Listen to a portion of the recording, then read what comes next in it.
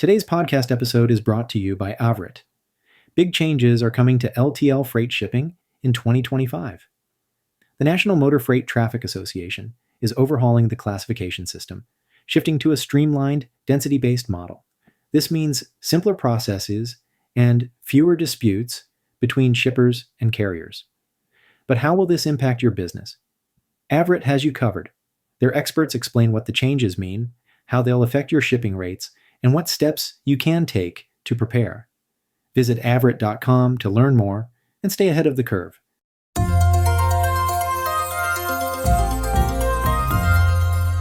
Hello, and welcome to the Logistics Management Podcast Series. My name is Jeff Berman. I'm Group News Editor for Logistics Management Magazine and also the Peerless Media Supply Chain Group. Today, it's a real pleasure for me to welcome back Larry Gross to our podcast. Larry is a 44-year veteran of the freight transportation sector and president of Gross Transportation Consulting based in Durango, Colorado.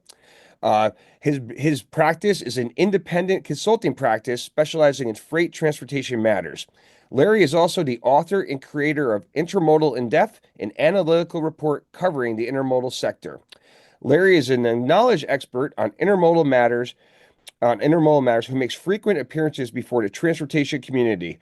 He's played a key role in the creation of educational content at the IANA Intermodal Expo for the past several years, and he also enjoys teaching and has offered business case studies for use in the IANA Academic Challenge competition at the University of North Florida, as well as the IANA Expo Academic Challenge. Prior to starting his consulting practice, Larry enjoyed a long career in intermodal equipment development and sales and is the individual most closely associated with the innovative Railroader Intermodal System, an organization that he headed for more than a decade. Larry, welcome back. Jeff, great to be with you as always. Thanks for having me. Absolutely. It's a real pleasure. And I believe this is your fifth time joining us for our podcast. So you're in some good company there with our mutual friends, Tony Hatch and Ian Jeffries, to name a few. Well, that's good company to be with. Yeah, absolutely.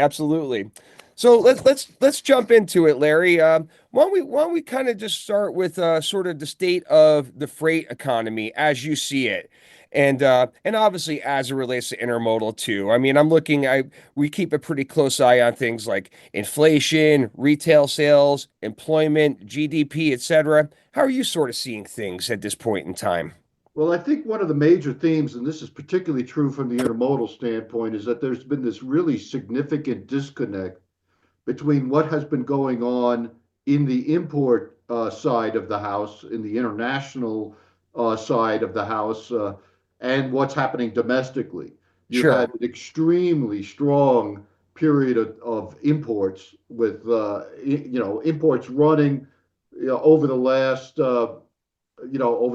couple of months, still maybe 15% above where they were prior year, and nothing even remotely close to that with regard to the domestic freight environment. So this disconnect has been sort of, I'll say, a continuing theme. And the question is, well, there are several questions that come out of it. One is, why has that disconnect occurred? And secondly, how long can it last?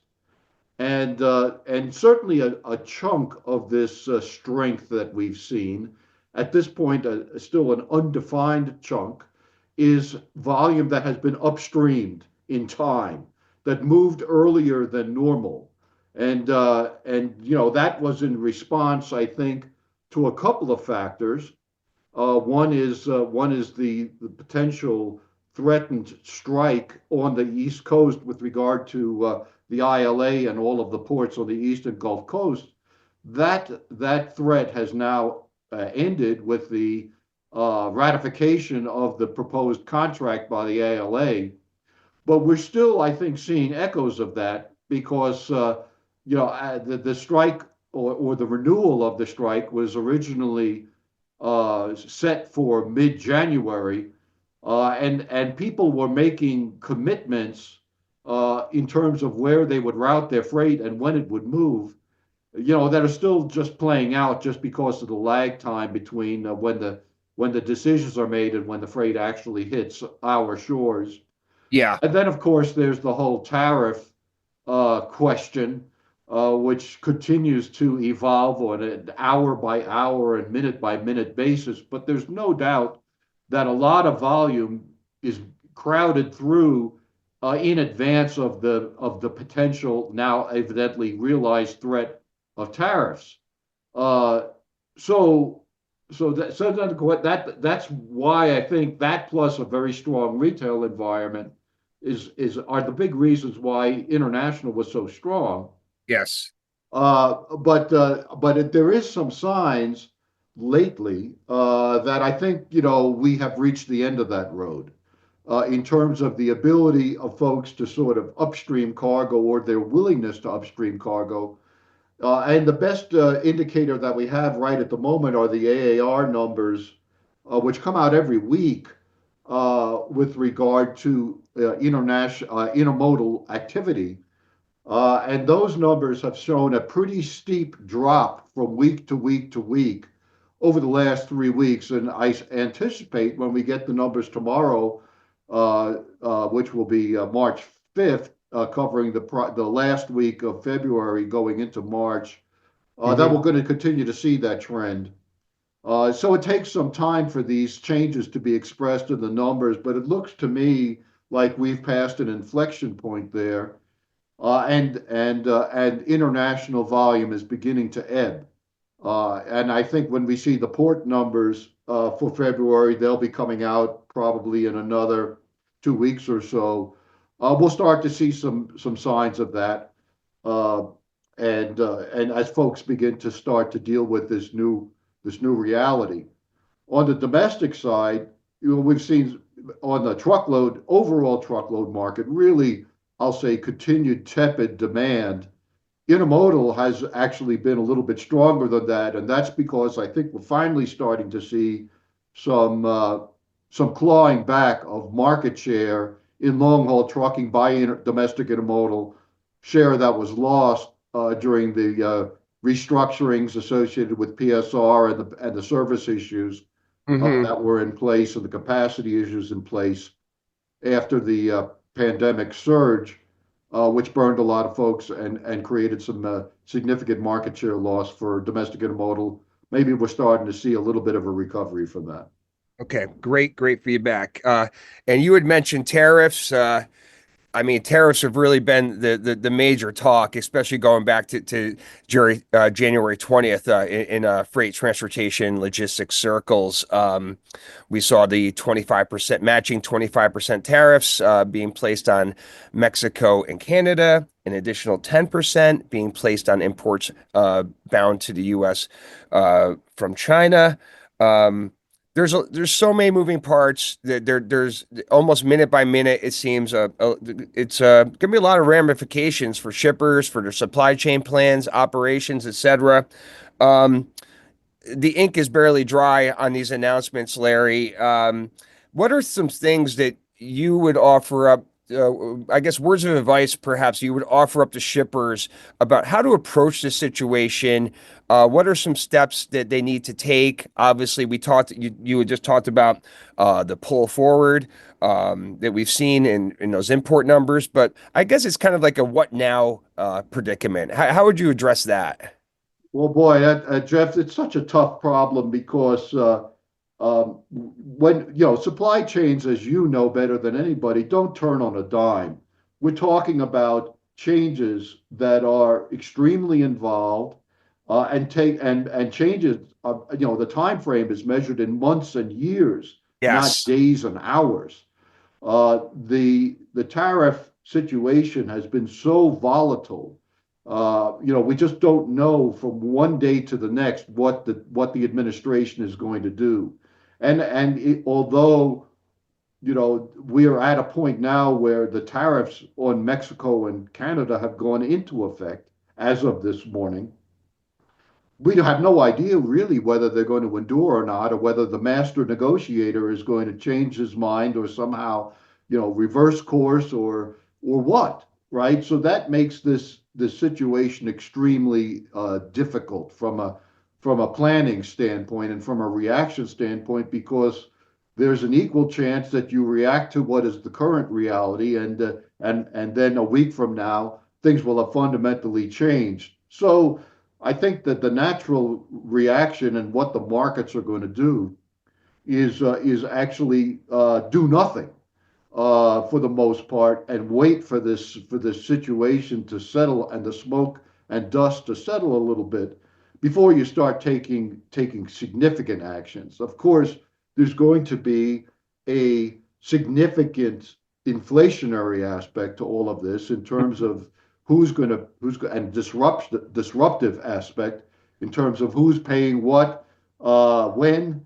We have particularly the automotive sector, which is highly integrated. From an intermodal perspective, just to put this in perspective, the cross-border markets are relatively small as a piece of the total North American intermodal sector. That both you put Canada and Mexico cross-border markets with the U.S. together, it's less than 5% of the total. And Okay. most of the Canadian volume is actually ISO containers that are coming into ports on the West Coast and being railed from there, Vancouver, Prince Rupert, into Chicago and the Midwest.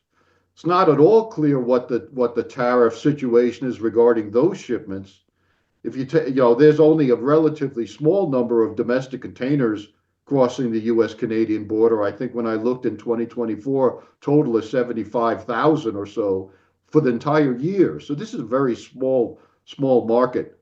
On the other hand, the Mexico cross-border market is entirely domestic containers, and there are no ISO containers to speak of crossing the U.S.-Mexico border. So that is a market that will be affected, but it's about 1.6% or 1.7% Mhm. of the North America total. So it's a relatively small piece of the puzzle. Uh, and where I think you are going to start to see some effects is in that push pull when people are trying to either beat the tariffs, at which point you see that kind of acceleration that we have seen Mhm. in the last couple of months.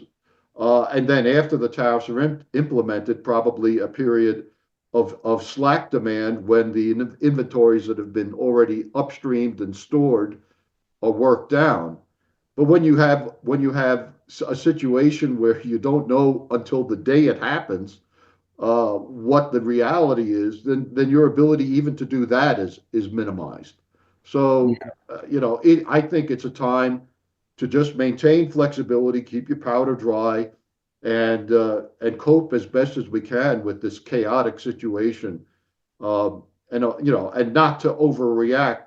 Not saying it's not serious; it's deadly serious, but we just don't know exactly what reality is going to be, and the chances of making a misstep are too great. Absolutely, and it's not like those are the only tariffs being bandied about. The White House has also recently launched investigations regarding potentially placing tariffs on both lumber and copper imports. March 12th, I believe, is the date in which we'll start seeing tariffs being placed on steel and aluminum. So, I mean, it's very widespread, and it certainly speaks to the many points you're talking about.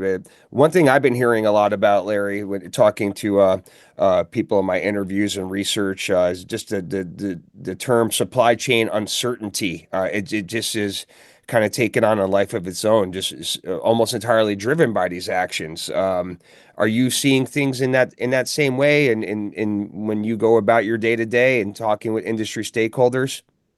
Yes, I mean, I think it's kind of what I was referring to here. Yeah. When you have no ability to understand what very basic aspects of the reality will be a day, a week, a month from now, basically what that does is it freezes everything. You're not in a position to make decisions because the options for what is going to transpire are so widely dispersed. Hmm. Ranging from punitive tariffs to no tariffs we can talk about these docking fees that are also in the mix here with regard to Chinese built vessels. Yep, That's a huge one right there.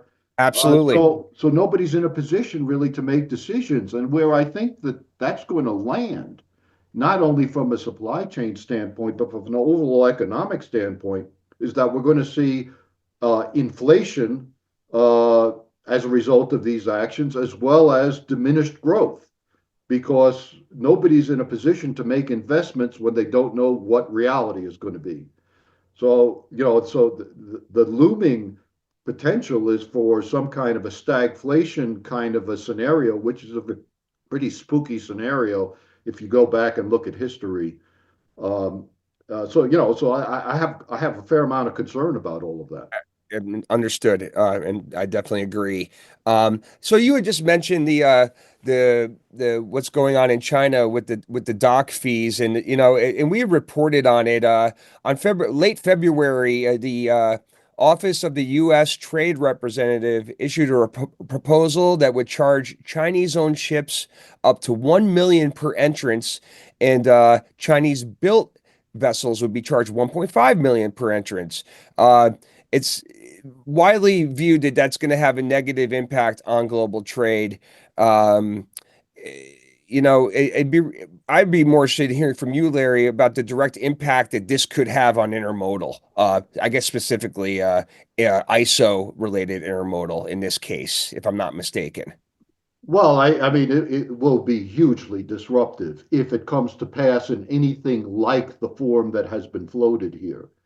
It is somewhat incredible to me that, you could have a scenario where somebody bought a ship from China 5 years ago. That decision obviously, was made in a different era. Yeah, And now we're going to be charging 1.5 million or $1 million every time that ship arrives in a port. And even if it's not a Chinese built ship, even if it's a Korean built ship, if the ship line owns Chinese built ships, they're still going to get dinged by based on the percentage of Chinese built ships in their fleet. So their ability, to correct, I'll put the term in quotes, a mistake of the past is nil. And to say that we're going to suddenly start spooling up and producing these large cargo ships in the U.S. is a total fantasy, hmm because in order even just to develop the capacity of the shipyards in order to correct this situation and develop and put into place American built ships, we're talking about a decade or more. So it really is a question as to what this is going to accomplish, other than adding a lot of cost and a lot of disruption.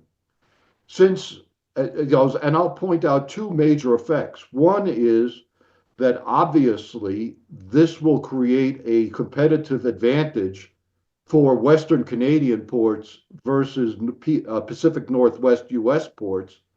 So we'll see a lot of volume being diverted up to Prince Rupert and Vancouver, away from places like Oakland and Seattle, Tacoma.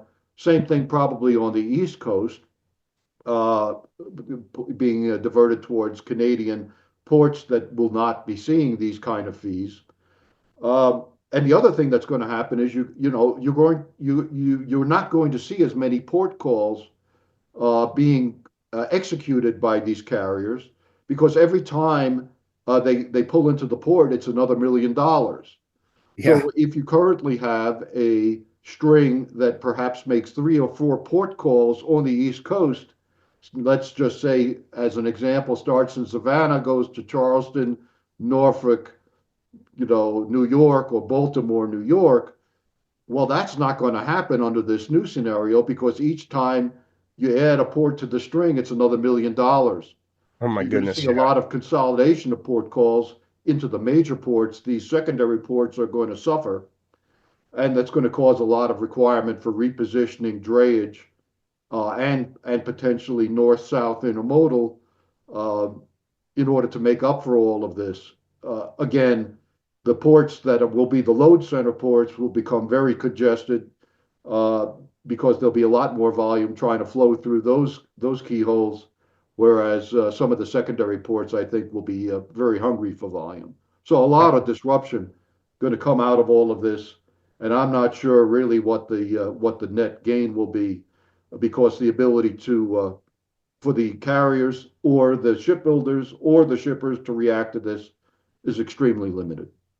No question about it. And you just mentioned the Dre aspect of that. That would seem to be incredibly challenging. So I guess we'll just see what happens there. Um, earlier this year, Larry, and you had mentioned this earlier. You had commented about the ILA and the USMX. A deal has finally been struck. There was a lot of trepidation, especially last fall, um, uh, about what could happen. Would there be a port strike? Well, thankfully, that all got averted and did not come to fruition. But I mean, let's just play devil's advocate for just one moment, Larry. Say there had been a strike. Um, that would have been really terrible for the economy, obviously, and there was a lot of supporting data behind that in terms of the economic impact of that. Um, what was sort of the mindset of the intermodal community, of the shipping community, leading up to that situation where a deal finally got brokered? I mean, it just seemed like the timing couldn't have been worse. Well, in addition to the upstreaming that we talked about earlier during our conversation, the other big effect of all of this was a shifting of volume from the East Coast to the West Coast, particularly for Asia originating cargoes. You've had a long-term trend of declining West Coast share of import TEUs that was reversed.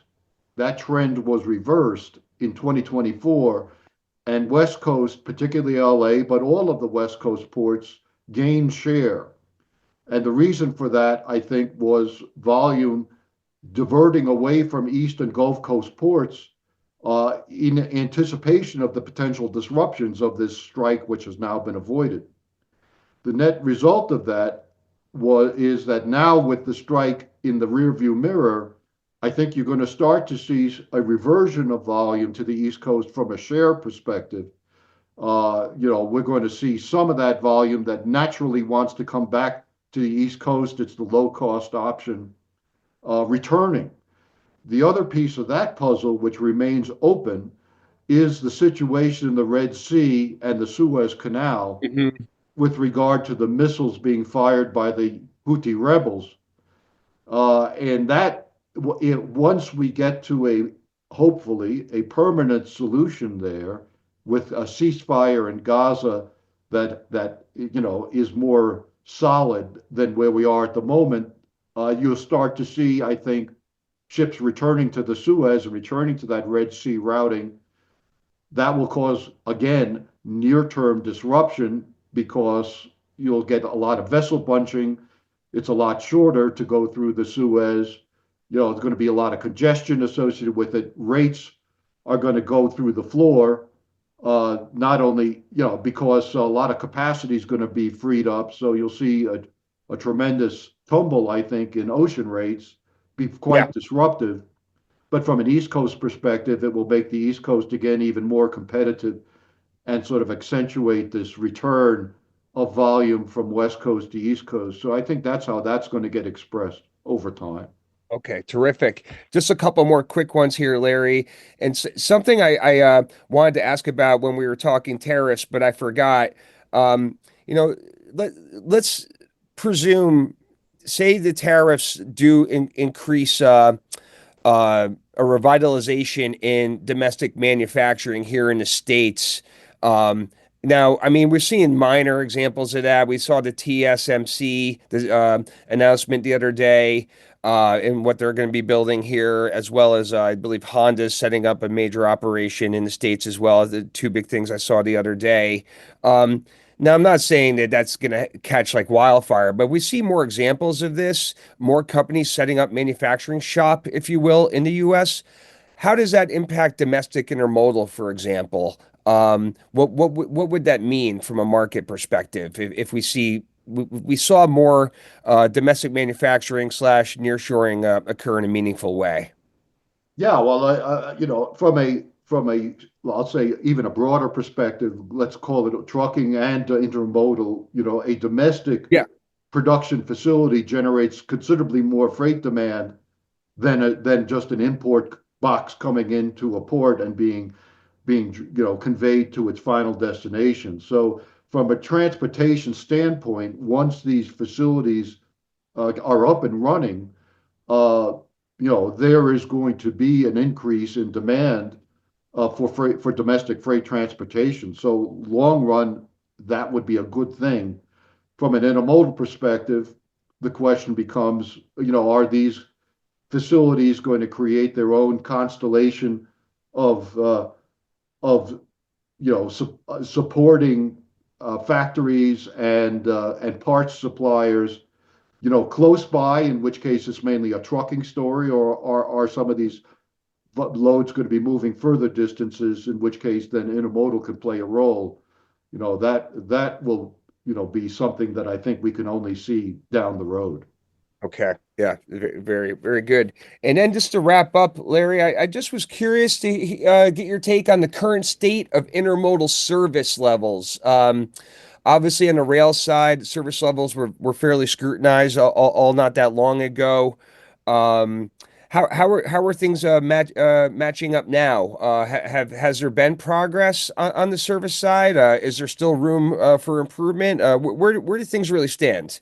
Well, there's always room for improvement, Jeff, as you know, but I think that the system is running considerably more smoothly than it had been. And it has negotiated, I'd say, quite a few significant disruptions. Both, I mean, we're talking about weather-related disruptions, snow in the south, fires in the west, the port strike or the threatened port strike, which was quite disruptive. And the system has displayed considerably more resiliency than it had in the past.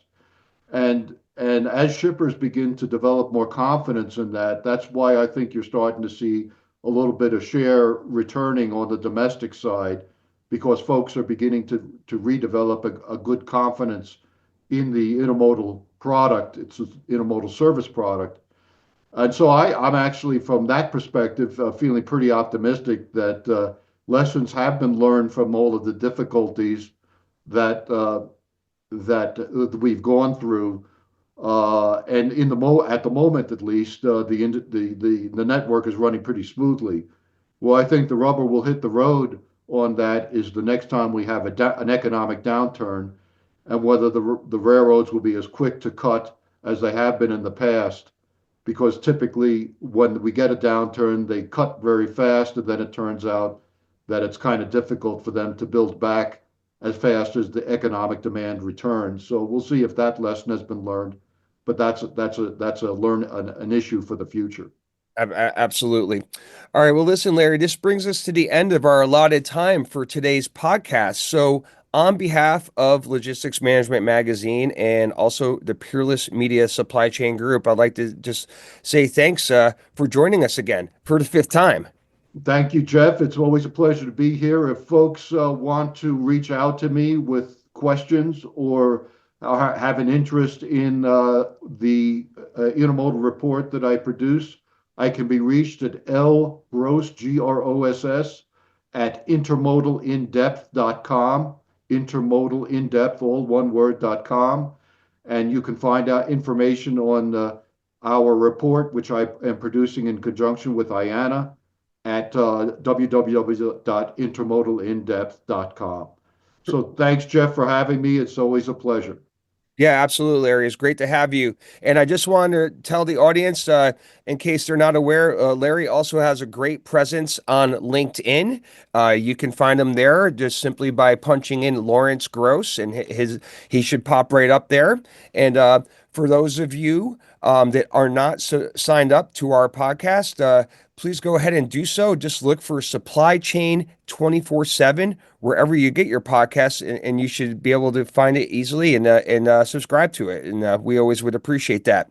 So thanks, everybody. Have a great day, and we'll catch up with you soon.